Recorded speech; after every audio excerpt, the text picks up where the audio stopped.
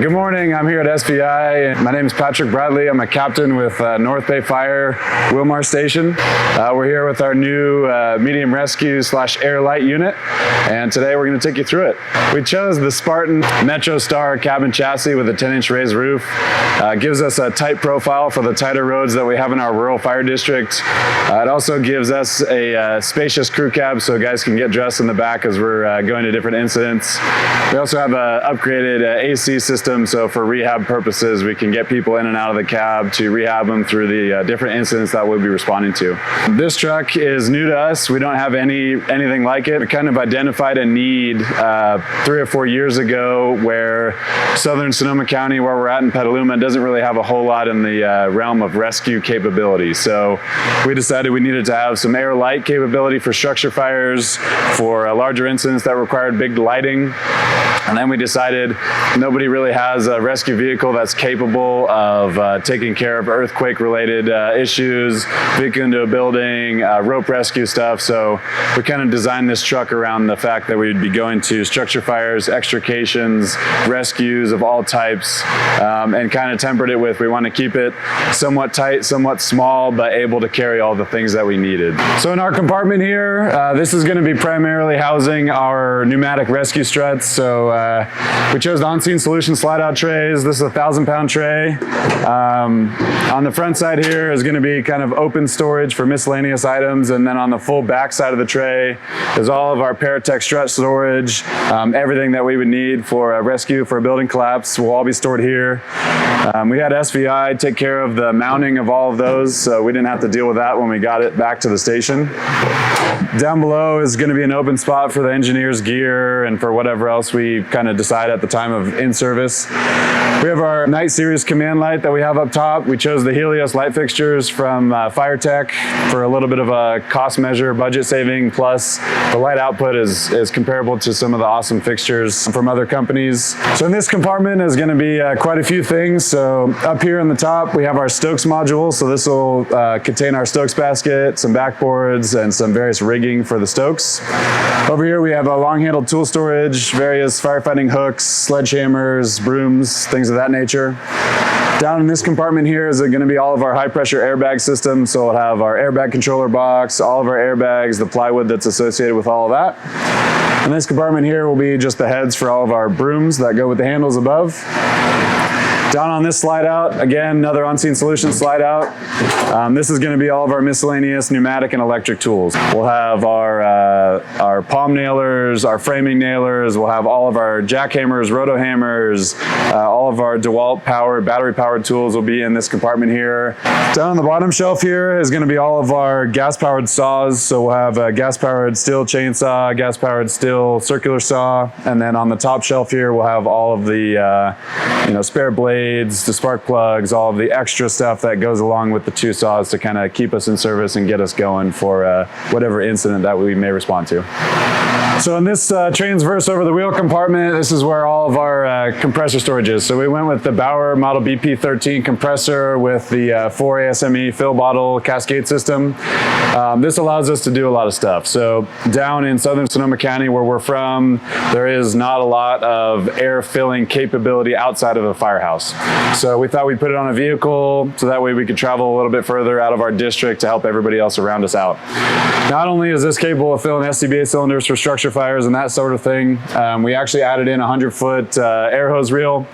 So this hose reel is going to be capable of providing breathing air if we needed it, to be capable of providing air and pneumatics to all of our air pneumatic tools, all of our pneumatic Paratech struts that we have, and anything else that we really need air for. Also in this compartment we'll have some basic rehab stuff. So we'll have a shade tent and some benches to help set up. So if we're at a longer duration incident, we can set up some places for people to sit, get out of the sunlight, and rehab a little bit.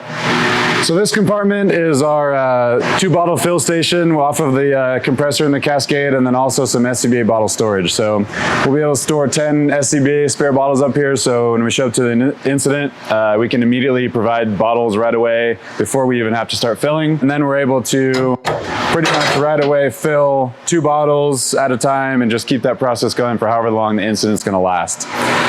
We can also remotely fill out of here. So a couple of ladder trucks in our county have fill bottles on their ladders. So we're able to fill those bottles at an incident if need be.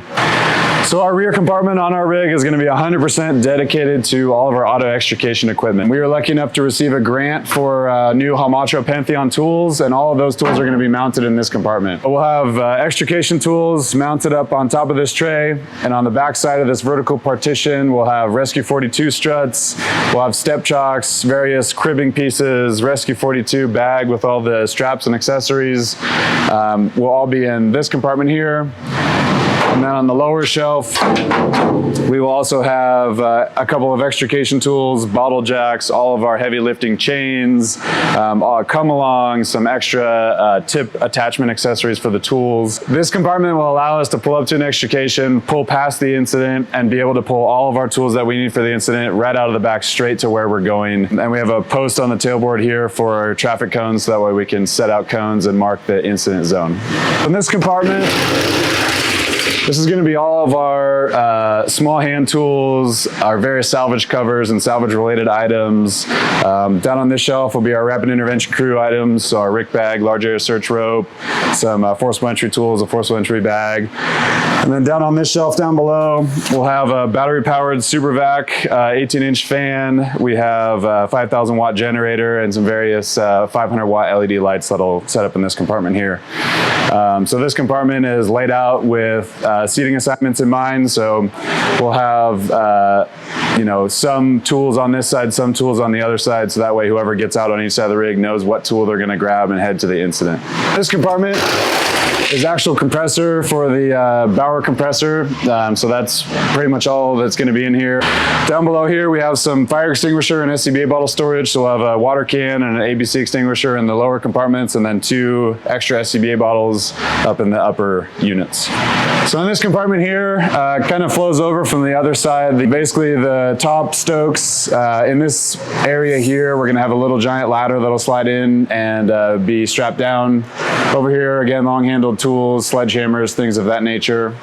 On this side, we chose to install a outlet into the compartment, so that way we can charge all the DeWalt battery-powered tools that we'll have on here. That way there's no question that we show up to an incident, the batteries are charged and ready to go. And then down in the lower compartment here, this is just going to be rehab supplies. So we'll have a big cooler, some sort of container to contain snacks, basic things that if we're on a longer duration incident, we can support not only with shade and breathing air and the advanced air conditioning inside, but we can also provide a ton of water, a ton of Gatorade, and some basic snacks to keep people going. So in this compartment, this is going to be another carryover compartment from the other side, but basically this is where all of the paratechs will get mounted. All of our high lift jacks will all be mounted in this compartment here. SVI did all the upfitting, so that way we wouldn't have to do it when we get it back to the station. All we got to do is plug and play. It's all 3D designed, so that way everything's going to fit in here no problem. On the empty side of this tray will just be all of the accessory boxes and bags for the Paratech struts. And then in the bottom here will be our BLS medical compartment. So up on top of the truck, we chose to put coffins in on both sides. This is basically going to be our bulky storage area. Anything that didn't fit down below will be able to fit up here. Rope equipment, long-handled tools that didn't fit down below. Sort of the items that we're not going to use every day, but are required for the medium rescue capability and specification. We also have our light tower up here. This is the Command Light Night Series. Also on top of the rig here, we chose to put in 2 rope anchor attachment points up high on either side. So this is going to allow us to get our rope systems up and off the ground. It'll be a lot easier when we pull up to a low angle rescue off of a roadside that we can just anchor into these high points. We won't have to set up an artificial high directional. We'll already have the directionals here. The ropes will be off the ground, so when people are coming up, Stokes is coming up over the edge, they won't be dragging over the edge, they'll be walking over the edge because our anchor is 10 feet off the ground.